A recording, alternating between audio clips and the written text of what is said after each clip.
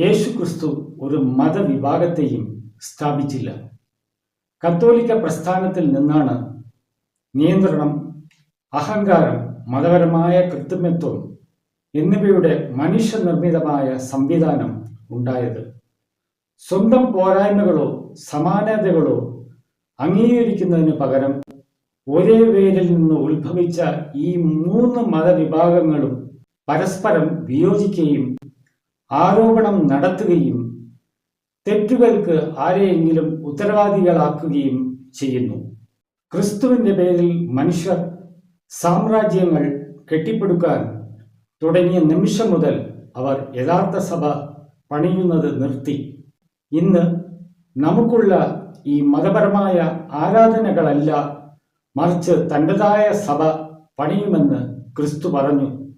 ദൈവവുമായുള്ള നേരിട്ടുള്ള ബന്ധത്തിനും എബ്രായ വേദപുസ്തക ഉപദേശങ്ങൾ പാലിക്കുന്നതിന് ഊന്നൽ നൽകുന്നതിന് പകരം കത്തോലിക്കർ വിഗ്രഹാരാധനയിലും എബ്രായ വേദപുസ്തക വിരുദ്ധ പാരമ്പര്യങ്ങളിലും ഏർപ്പെടുന്നു.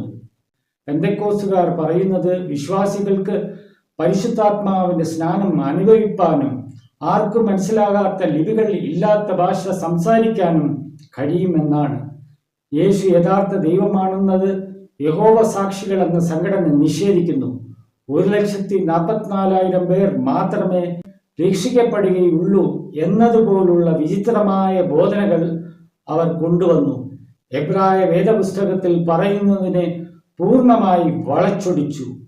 ഈ വിഭാഗങ്ങൾക്കൊന്നും ക്രിസ്തു സ്ഥാപിച്ച മാറ്റം സംഭവിക്കാത്ത സഭയാണെന്ന് സത്യസന്ധമായി അവകാശപ്പെടാൻ കഴിയില്ല. നിങ്ങൾക്ക് കഴിയുമോ?